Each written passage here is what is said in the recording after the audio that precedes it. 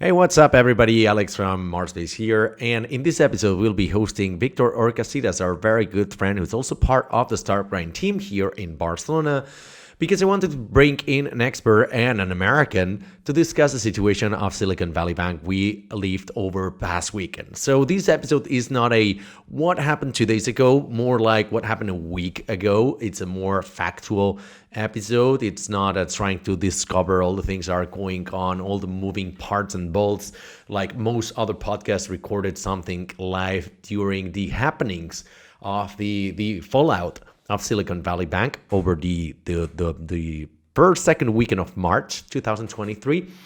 In this episode, we go over the whole situation, the whole financial banking system in the US, how it ties back to the lessons learned from the 2008 financial crisis. What strategies can we advise to our startups as investors to reach profitability as soon as possible? How can you diversify risk in your company? And much more very elaborate advice from our seasoned entrepreneur, investor, and businessman overall friend, Victor Horcasitas. So without further ado, let's jump right into this episode. Right, Victor, welcome to the show. How are you doing? Doing fantastic. It's been an amazing week with Barcelona weather and trying to recover from the craziness in DC and the Ukraine, and right here in Barcelona, lots and lots of revenge eventing. It's like some months ago, somebody said, we are going through the newsiest weeks ever, right? And it seems like it's not ending. Like right now, we had the SVB thing over the weekend. Credit Suisse is also is also in deep shit. It seems like you're going to get stuck in this downward spiral for a long time.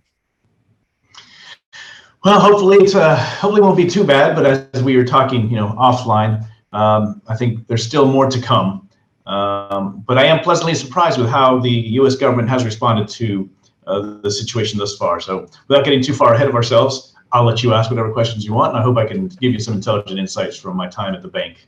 I mean, the more I speak in this conversation, the higher the chances I'm going to sound very stupid. So I'll leave it up to you. But basically, we have this thing with Silicon Valley Bank. To give some context to the audience, this pod is going to come out in about a week or so. So probably 2 weeks after the incident with Silicon Valley Bank, which happened over a weekend in which Silicon Valley Bank, I don't know if that's the right terminology, filed for bankruptcy because there was a bank run. So basically all the companies were advised to take out their money and wire them out to somewhere else because of a fear campaign that was fueled by none other than Peter Thiel, among some other people.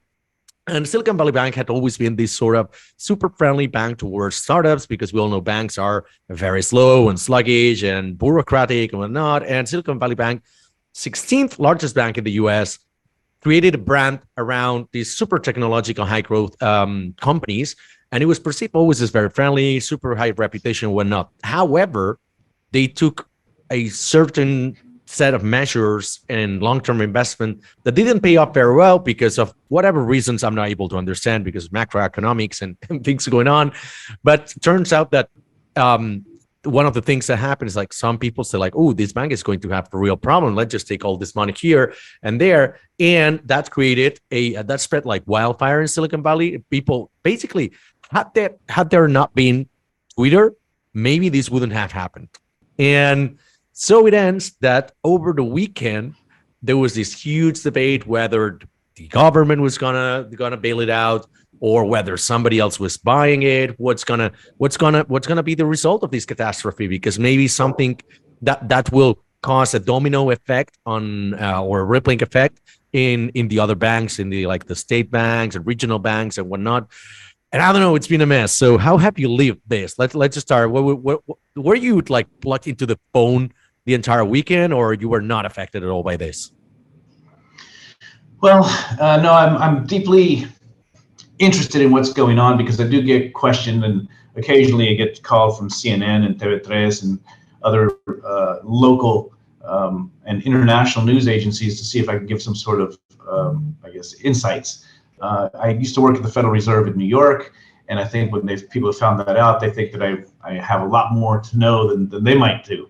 But the fact of the matter is, as we're talking, a lot of the information that occurred both internally at SVB as well as at Signature and at Silvergate, we'll never know the full story, is my opinion, because I've been through this before. We know what they let us know. And in this case, I have to say, Alex, I'm very pleasantly surprised with how the government, the FDIC, the Federal Reserve have all responded. It could have been a lot worse, but it is interesting in the fact that I think you're right. Had it not been Twitter, it had not been Peter Thiel, who started to scare the hell out of everybody that they have to pull their money out of the bank, maybe this wouldn't have even started in the first place. Is there something that you specifically would like to go into? Yeah, for instance, one of the things that caused this was the fact that like, I think Silicon Valley Bank had always been perceived as a super friendly bank for startups, so they were not very diversified in their investments, right?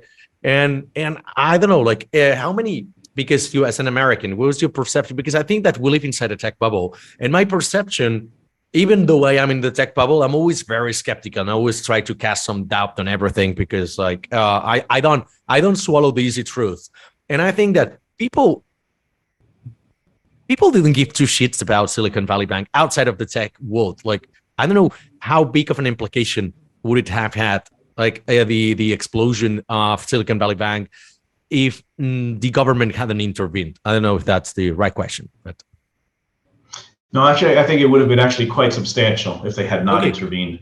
And you're right; it's not one of the banks that most people recognize. But if you're not outside the big four, Bank of America, J.P. Morgan Chase, Wells Fargo, Citibank, if you're not one of those, you don't hear too much about it.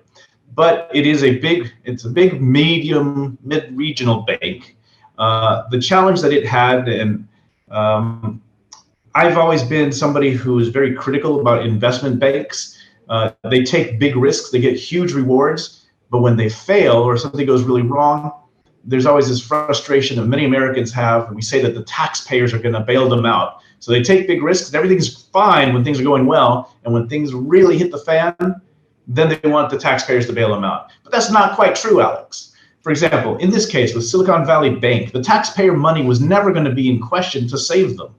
There's more than enough money within the FDIC, the Federal Deposit Insurance Corporation, to help banks make sure if they were to fail, at least one or two, that there's enough money in there to rescue the bank. And in this case, what they did was they decided very intelligently to give very clear messaging very quickly. When they took over the bank, they made sure that all of the depositors were going to get all of their money back. And to your original question, why I think it would have been important is that, all these tech startups that found themselves all of a sudden from one day to the next, not being able to meet payroll, not being able to pay their suppliers, not being able to basically operate because their bank was going to be, basically not exist anymore.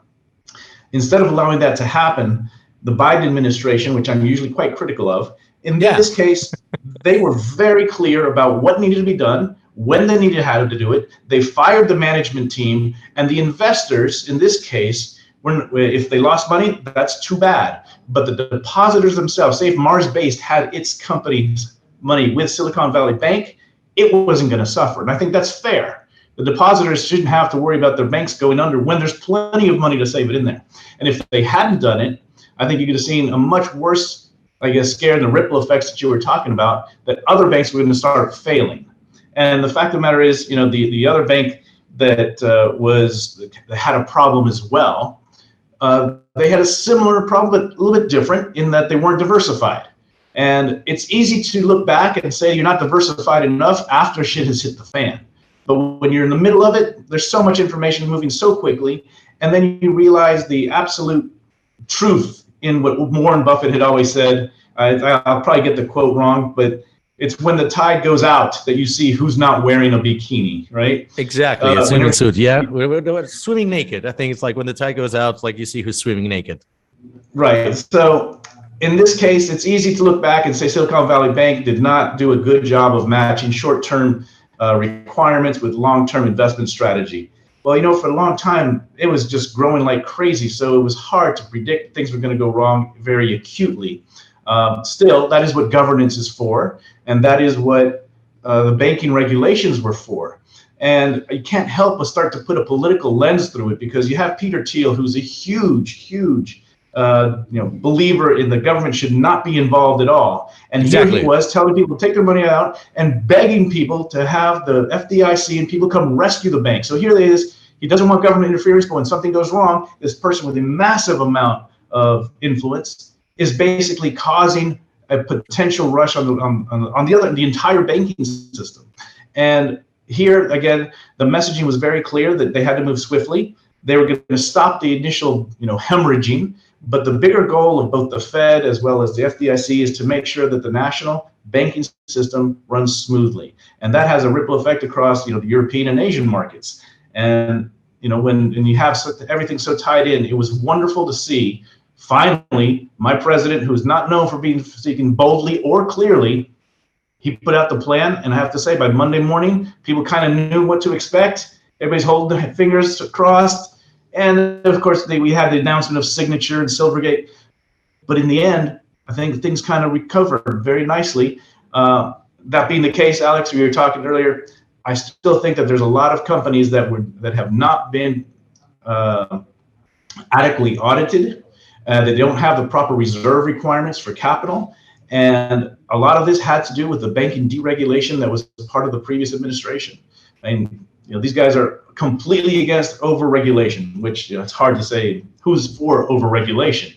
But what's enough and what's little, that's an art. And in this case, I think we saw our Treasury Secretary, our Federal Bank Chairman, they acted just as they needed to, in my opinion.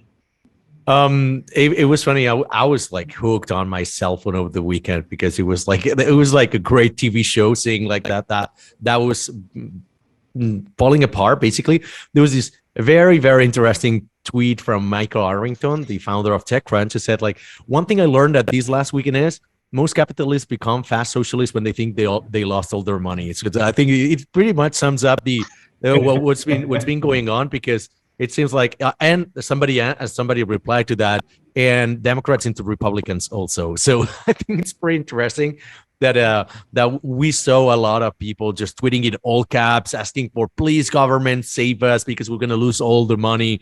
And the same people like Jason Calacanis and other revered investors, that they're all the time like, I want to pay like less taxes, no regulation, the government, get the fuck out, right? They're always interfering with my business. And at the very end of the day, shit hits the fan, and they're like, okay, sorry about that, please save us. It's kind of like, converting into Christianism on your deathbed. It's like, maybe I send some prayers now, and I purge all my sins before are going to heaven, just in case, Just in case. Yeah. No, when I was at the Fed at Deloitte, one of the things that was always shocking me, it was a little bit scary, is that, these big banks, these huge banks, have tremendously sophisticated and complex investment vehicles that are very hard to audit. And they usually send people who don't know how to audit properly to audit the most complex things, between collateralized mortgage obligations, asset-backed securities, the credit default swaps. How the heck do you do that on a monster level? I never really understood. Maybe that's one of the reasons that I decided I got to get out of here, because I didn't know what the hell they were talking about. And they move at such a fast pace that the regulatory bodies are just never there to catch up with them. And even worse, Alex, when I was there, I used to work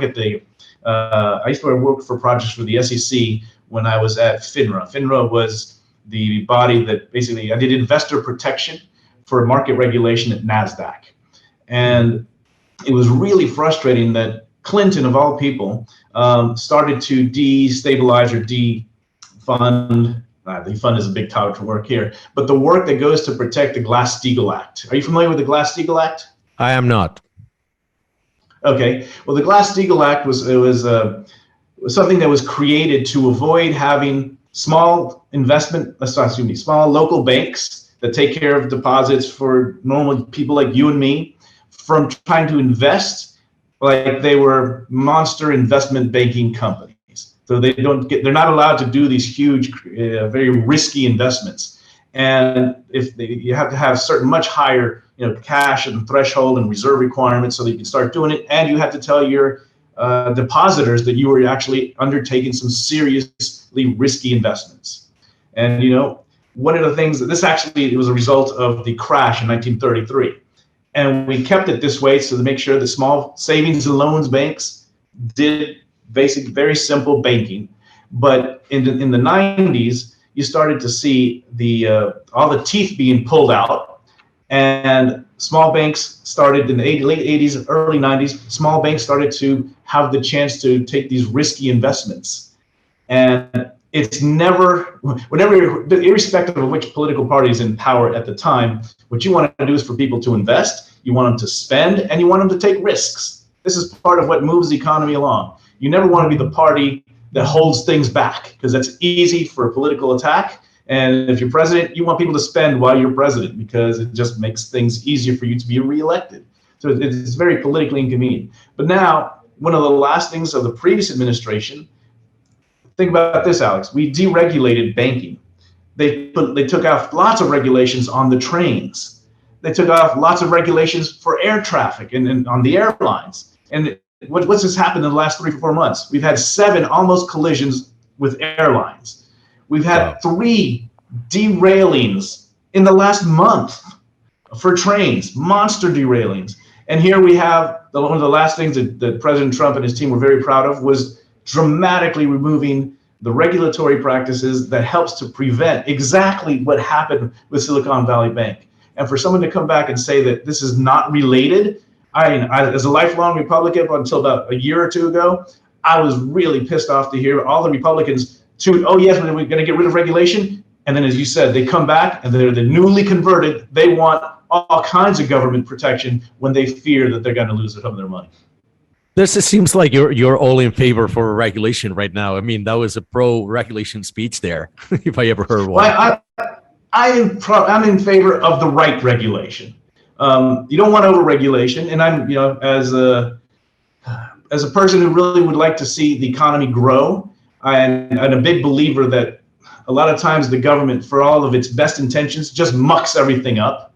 I still believe that there is a role for government to do it right. And right now, I have to say, you are right. I find myself guilty of the accusation, whether it's healthcare or banking. There's just my country's just not being responsible enough to regulate itself. And I think the idea that we can or that's effective, I think has been proven dramatically enough. You pick whatever sector you want, we can't do it. Whether it's IP, whether it's pharmacy, whether it's healthcare, our industry does not. It has demonstrated time and again, we are irresponsible when it comes to regulating ourselves. So there is a role for it, and I think we should pay a lot more attention because it's the mature way of handling business. Okay, so circling back to what we were discussing about the bailout or lack thereof over the weekend, the fact that the government intervened in that situation and kind of saved the assets for, I think it was $250K per account or per company. I don't remember the specifics. Does it set a precedent that maybe other banks will be like, oh, if we fuck up, then maybe we're going to do it again? I mean, I understand that not because it's not a full bailout. Had there been a full bailout and the responsible people weren't held accountable for that, then maybe people would be more scared and other banks will be like, less scared because it's like, we've been completely saved by the government. We can still take these huge risks. So what are the implications of this kind of like middle ground between letting the bank completely fail and bailing it out completely? What are your predictions for this? No, well, I believe one of the things that is not really told well, Alex, is the fact that in the last 30 to 40 years, the United States government, whether you call it the Federal Deposit Insurance Corporation or the Fed or the Treasury, whenever there has been a bank failure, we have always rescued those banks. Always, with the exception of one in 2008, because if I recall correctly, don't remember the specifics, but it was deliberately just fraud that had occurred. They said, this is on you guys. But every other time it's happened, the government has taken control. It has put in a plan to rectify things, and it has worked. when during the Obama administration, with whom I was very against their ideas of how to get things done, I had to shut my mouth because I was proven wrong again. The General Motors, when they took over GM, they said, this is disastrous. How is the government going to take over such a complex and important other thing like General Motors? Well, they put them in, they rectified, and they turned it around. And they paid back all the money that was given to them. So the Democrats, need to do a much better job of being proud of being able to execute, government bailouts, if you want to call it a different industry, because it sounds horrible and it's an easy thing to jump on to say, yeah, we don't want the government to get involved in business. And as a general rule, I would agree. But I have to say there's tremendous precedence that it has worked just as it was planned. What we don't do is talk about how well it worked.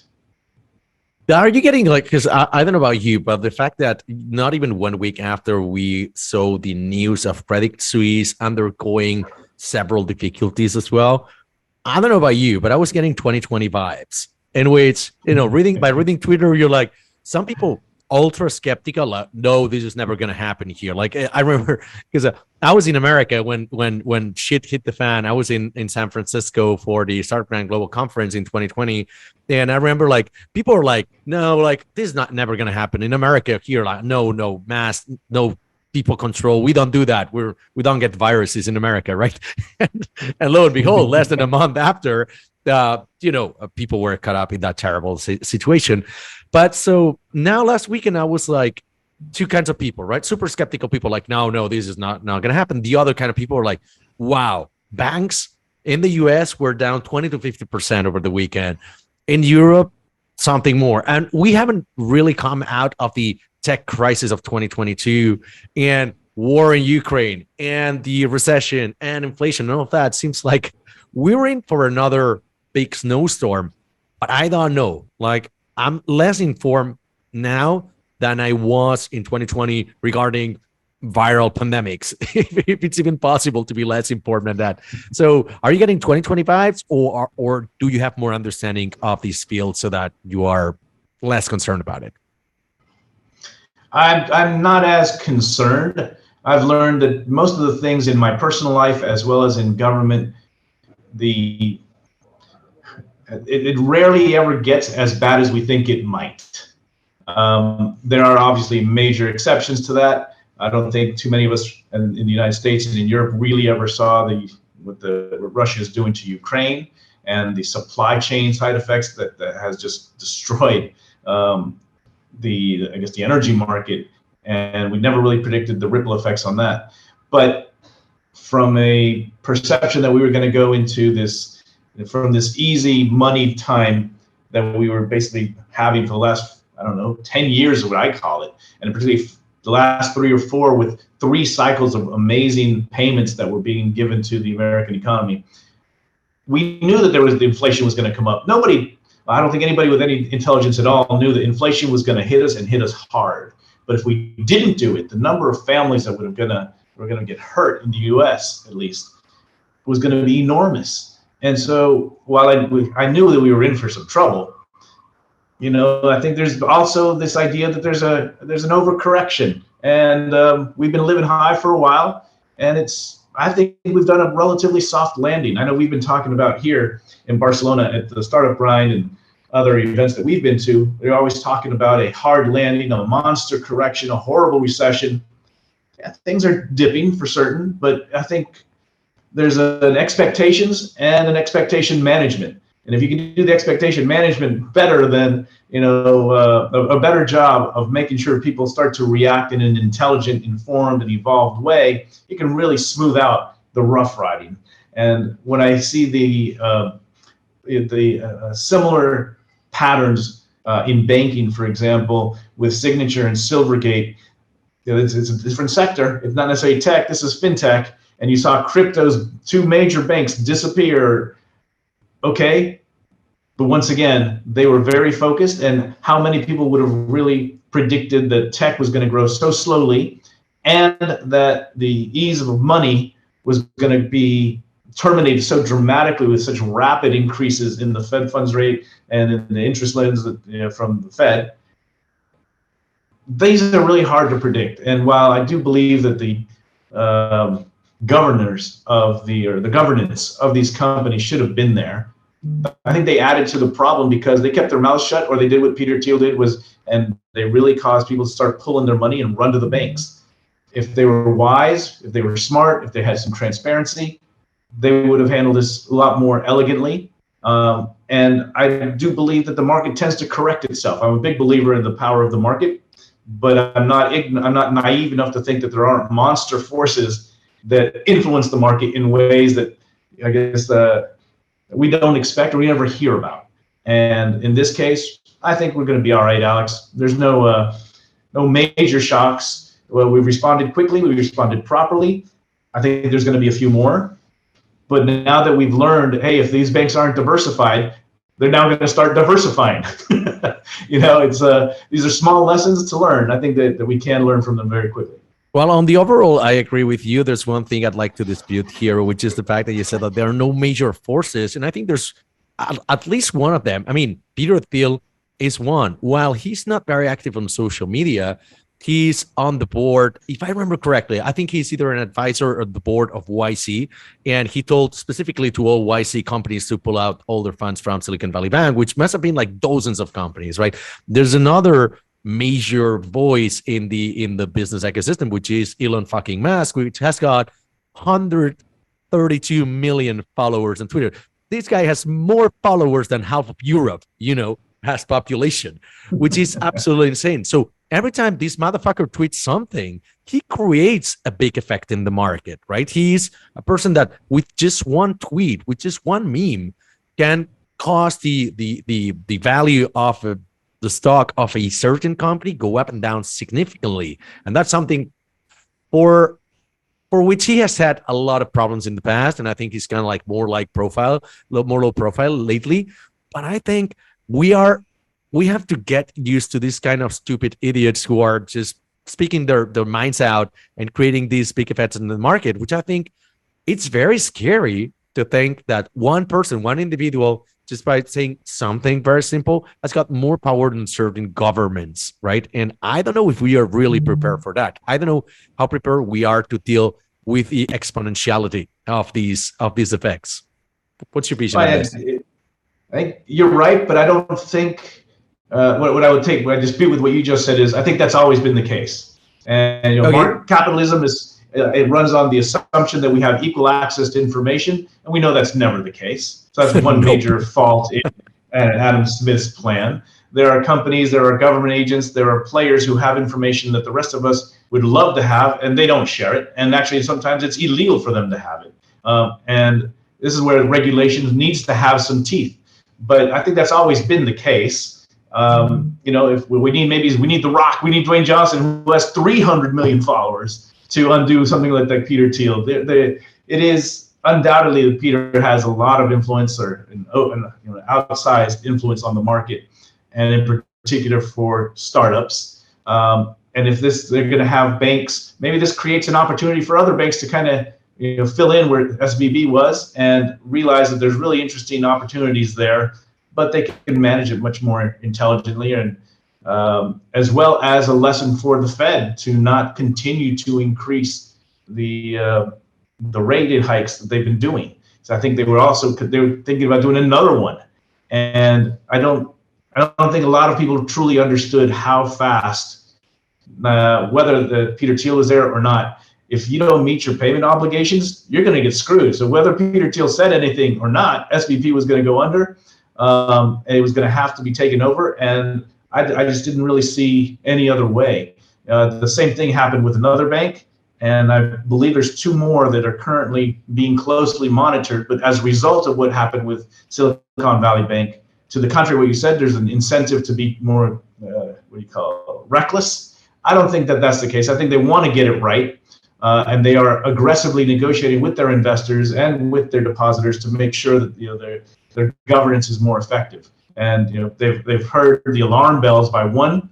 Maybe they'll adjust. Hopefully, I'm trying to be optimistic here. Okay, and so in the spirit of optimism, going back to 2008, because you leave that. Well, I mean, you were working in 2008. I was just finishing my uni. I think I had 1 year left of uni, so I wasn't active on the labor market. So my perception of the crisis was like, things are fucked up, but luckily I'm studying computer science, so I will not have to worry about finding a job. But I was not involved. I didn't have a job. I was not yet in the market. What are the lessons you take from that era that you applied today for these let's call it medium-sized crisis, because it was contained at the right time? But is there anything that you learned back then that you can advise people to do right now? Yeah, it pains me to say it, Alex, but we come back to what we started with. There is a place for government to get involved in business. I'm not sure how well you understood the U.S. market, but in 1998, when I was working for NASDAQ, it was clear to me back then that we were going to have a monster problem in 8 to 10 years. And it had to do with the housing market. And all these so many people were getting loans that they shouldn't get. Did we learn our lesson? It usually takes every 20 or 30 years for that bubble to come back, for those lessons to be reviewed. We knew it was going to happen. Everybody knew it was going to happen if you had some degree of intelligence in the banking and monetary industry. It was bound to happen because we gave money to people who didn't have the ability to pay it back if things went wrong. And here we are at the same point with Silicon Valley Bank. And there is the lesson, to get to your question, answering to your question, is that there is a role, and that if and when the safeguards and mechanisms to kind of curb are put into place like they've been planned to, they can help us. We didn't have these, and many countries don't have this stuff set up so well in the U.S., so well as we do in the U.S. And thank God that we don't ever have to use them very often. But when they do, I think it's a good harbinger. It's a good indication that when we put it to the test, they have responded, and they've responded properly. It's still painful, but they've really saved us from going to a catastrophe. There's one thing I wanted to share that I think we do particularly well at MarsBased. I mean, thanks to one of my co-founders, Jordi, who's the one who takes care of the financials, because had it been for me and Xavi, who are the most technical persons in the company, we don't even access our bank accounts. I'm pretty sure Xavi doesn't even know how to access CaixaBank.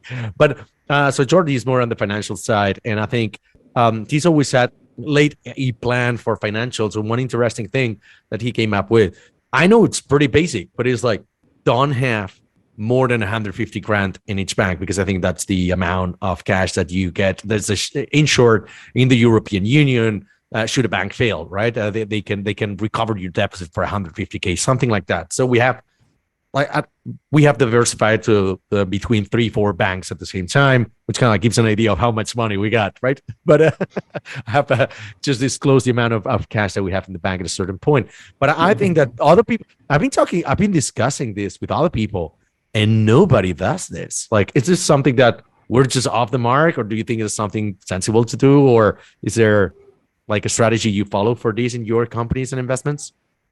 Oh, yes. Well, you can. I can speak intelligently to what's going on in the U.S. and a little bit here in Europe, but the 250 mark is what is 250,000 is what is insured. But if you want more insurance, you can buy that insurance. You can pay a little bit extra, and you'll be covered without having to go to multiple banks. But still, it is a wise idea to have multiple banks to diversify your risk. At the same time, one of the things that I think that caused the Silicon Valley Bank rush is that I believe that they were basically forcing their depositors to maintain all of their money at this bank in order to access loans and certain facilities that they were giving to the startups. And so they didn't have a choice. They had to be highly dependent on Silicon Valley Bank. That seems a little bit unethical, but it's an aggressive business practice, and this is what allowed SVB to grow so quickly. Basically, they didn't diversify. And this is what put a lot of companies at risk. So we learn from this, and maybe other regional banks are going to start kind of being easier and letting some of if they are trying to force their clients to maintain all of their cash reserves at that bank, maybe they're going to stop doing this because they're going to see the risk associated with doing that. Because the thing is, most people as you know, we spend significant amount of time in Silicon Valley myself, and I've got a lot of friends there. Some of them are founders of big companies, and they went through YC, or they are like, they have been acquired by bigger players, and most of them, they had money there. And I was like, dude, how's your company doing? They're like, I'm scared shitless, because not only is my company money there, it's my personal money is there, because obviously if all your company money is there, they were enticing you also with, why don't you get a mortgage with us? Why don't you get this? And like, while you get it, just get your wife as well. And then we'll give you like some other benefits for your family. Like you get a new smart TV or something like that. Right. And so all of a sudden they had both they had a lot of other liabilities in the case of personal money. So I don't know, that's something that I was never keen on doing. Like I've never had my money in the same bank as my company, and never tied to the same account, obviously for obvious reasons. But it seems like some startup founders don't even have this ABC, like these basic, not the ABC, the 101 of finance, right? Maybe because most of them, they're like first-time founders or something, or they've never made it big. And once they make it big, they stop caring about this. So how early would you advise to bring some sort of like CFO or financial advisor into the company? I would bring them in as soon as you have the ability to pay for them. But it's one of these things, you don't really understand something until you lose it. You can lose your company, or you can lose a few thousand or a few $100,000. But that's when you start to realize that somebody who has these skill sets, you bring them to the table for a reason. At a small startup, if you're no longer like a teeny solopreneur, or if you're billing anywhere at 100,000 a month or more, you probably do want to have somebody to properly manage bank who understands some of the risks of money management from the very beginning, for various reasons. One, it'll help you grow, and if you're a startup that you're really growing quickly, you need to understand the cost of capital and understand it well, and how it can change in a heartbeat. But it is tempting, Alex. I have Metropolitan, and it's shocking to me how easy La Caixa walks up to me and says, why don't I give you another loan for 20,000 or 30,000? I didn't even ask for it. It's easy it has seemed easier than it needed to be. I should be at least applying for it before they start asking me money and asking if I want to take money. But because I just have this one account there, they start to make things very easy to increase my work with La Caixa. Banco Santander does the exact same thing. I use them for the investment company. It's very tempting to not have to be subjected to a review of your documents, of your past, of your business plan. They say, if you come with us, we'll give you another 20 or 30,000. Things are going well, here's another 20 or 30,000. I didn't need it, but then all of a sudden you can see where people might want to keep their money there, particularly if they've never suffered a run on their bank. And that doesn't happen too often. So I can understand why people might not see that risk, but you don't truly understand it until you suffer it. What are the implications for regular people in business, in tech, right? As an investor, I'm seeing more flat rounds, bridge rounds, even down rounds than ever. While they are not specifically or per se bad, because some of them, they're not out of necessity. At least the ones in my portfolio, they're not like, we're running out of money and we're doing this bridge round. It's most of them, if not all of them, we did have 12 months runway. We wanted to extend it to 24 or to 18 because our board has advised us to do it. Perfect. What are the other implications that you're seeing there in terms of startups, particularly in the terms, not only maybe valuations, right? Like they raised at a stupid high valuation. Now they're forced to, like most Shopify, Stripe, and all of that, they're raising right now at significantly lower valuations that they did in the past, this is very, very costly. Well, you named the two that I was going to talk about. Valuations. Thank you, Victor. Thanks. See you next time. Those would be the first ones I would think about. And also, I've never really taken on any amount of debt that I didn't think we could manage well. Okay, that's interesting. One of the challenges that I've always forced upon the small companies that I run is to be EBITDA positive always, period. I don't have the ability to run at a negative, let alone for 6 months or a year. I don't mind growing slowly so long as I know that I'm growing profitably. And maybe that's just an attitude that I have. Sometimes I do look at the excitement over getting a nice big fat valuation and raising capital. But Alex, as you said, you're younger than I am. I have a lot more gray hair than you do, even in my beard. And I'm catching up. I'm catching up. I don't like having to answer to outside investors. Period. I like to take, I work my ass off, but I like to take my breaks when I want to, how I want to. Sometimes I spend my money in ways that I know a co-investor would not like me to spend them. And I don't need to have that kind of auditing or rigorous overview from somebody else. When you start talking about these one of the lessons I believe that we're going to get from this situation with Silicon Valley Bank and runs on is that a lot of venture capitalists who have been held in high esteem and gurus for the market are all of a sudden, I guess the road's been taken away from them. They're not that much smarter than the rest of them. So a lot of people have gotten very lucky. And once you've been lucky and you're able to raise capital and you get better offers, better deals come to companies who have had success. But once you've had them, people come to you. And one of the things is sometimes VCs are not that much smarter than entrepreneurs who haven't quite yet made it. It's one of the lessons I think we might start seeing here is an appreciation for always managing your company well, growing, but at a proper clip that you can control. I mean, the faster you grow, you know this, your company's grown quickly.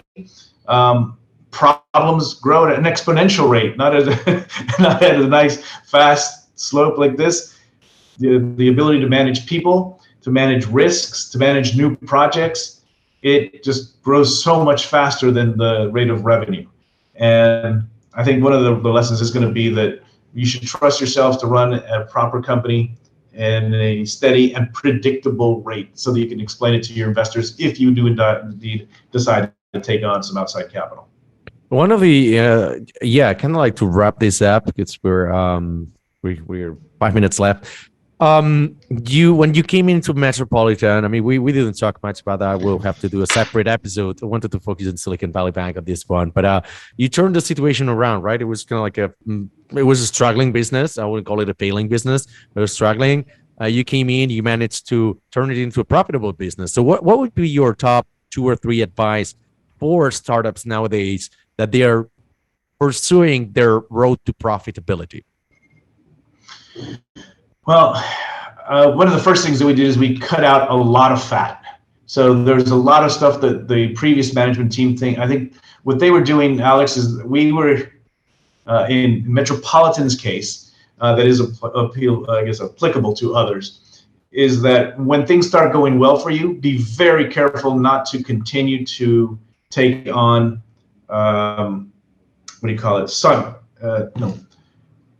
costs that are systemic and to continue to grow, and then basically that aren't getting hidden by growth in revenue.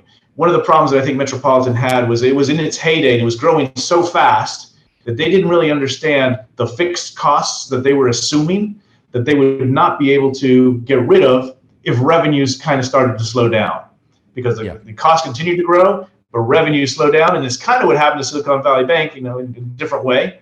They're not matching long-term costs with short-term growth, and all of the growth that was being funded was through the tech sector. And when the tech sector started to grow slower, they had to announce the sale of 1.2 billion in bonds, 1.2 billion loss in the bonds that they had bought.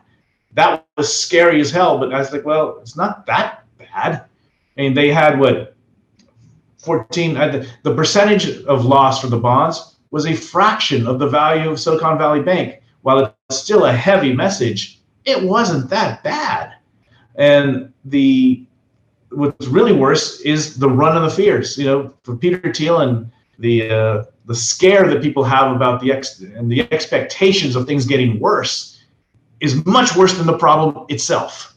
And in my case, well, make sure that you have really good control over your costs, because you can always know how well you're going to do or how well you're going to fare if you have a steady state growth in revenue. Even if it's small, but you're maintaining your costs, that's where it's all at. And since I've always been an EBITDA kind of guy, I I get criticized by some of my peers when I ask for, or even mentors. They say, why aren't you taking more risks? Because I want to grow and I want to make sure that I have profit at the end of every month, even if it's tiny.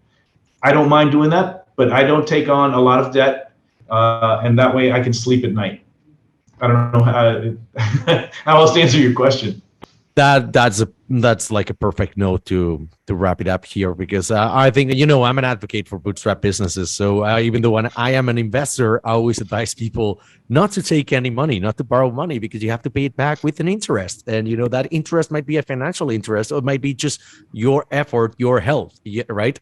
Because some people will be paying too high of a price for that 300K round they raised back in the day that they probably could have skipped had they focused more on sales, had there been B2B or selling to enterprise.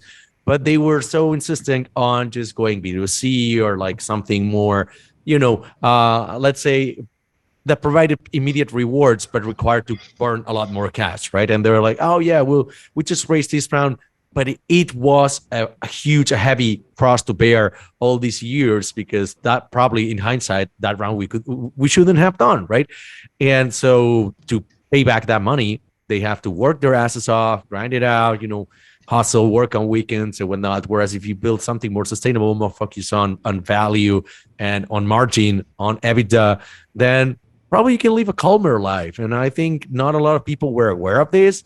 And if we have to take something positive out of these small crises of SVB or the correction in valuations, is that more and more people will be opting for a calmer way of being an entrepreneur, which is going bootstrapping or not taking these huge risks, because the markets aren't that favorable right now. Well, if I can, I'd like to add a couple. Yeah, sure. Go ahead. Before we wrap up. A couple of more optimistic things that perhaps this situation has helped. Historically, one of the things that was revealed that after the pandemic, this number is important, 2.2. The 50% of the American households now have more than twice as much wealth as they did during the pandemic. What that's telling you is that there's a lot of people who are at the bottom end of the spectrum that have fared much better than people would have ever expected. Why? Because those are the people who own their homes. Own your assets, protect your assets, and you'll be in a much better position. By the same token, Black and Hispanic families that were poor on the bottom section, they've done worse, because as their homes dramatically increased in value, so did rent. And if you don't own your home, rent just went sky high. We know what rent is like here in Barcelona. The other thing that was very interesting is that while the share of, we always talk about equity and diversity, Blacks and Hispanics have actually done marginally better, and they're affected less than you might have expected as a result of this banking. So they're a little bit less concerned than they might have been, or a little less impacted than historically in the past. So we're in a better place that way, and with 50% of the American households now having better wealth, they're better protected. So it is, we're finally starting to see a slight and hopefully continuing the growth of people who have historically been marginalized from society and being able to participate in the American dream, are actually faring better than we would have thought they would have. And this banking crisis is kind of pulling that wave back and seeing who's wearing a bathing suit or not. And surprisingly, people who we thought were not going to be wearing a bathing suit, they are. So that's good. That's great. That's a great ending to this conversation. I'm rolling out the carpet for you, Victor. 1 minute. How can we help you? What's going on in your life? Well, I do have two things, and it's the month of March is International Women's Month. I'm actually a shareholder in a company that is dedicated to trying to help people protect their data privacy. And it's called Connects Hub. We have a campaign called the VIP Safety First, and we're looking for women or people who don't want to receive unwanted attention. So haters, trollers. Actually, if you don't want to use your telephone number online on web forms, but you need some way to validate who you are, an authentication process, get a second line on your mobile phone. And whether it's with us or with another company, we can make it easier for you to protect your online data privacy, as well as your ability to grow internationally with a second line. We don't use voice over IP, it's cellular technology, and that would be the one thing for very selfish if people would like to learn about it. But during International Women's Month, we're looking specifically for women who need some help in getting their own data privacy improved. Awesome. Thank you very much, Victor. Okay, thank you.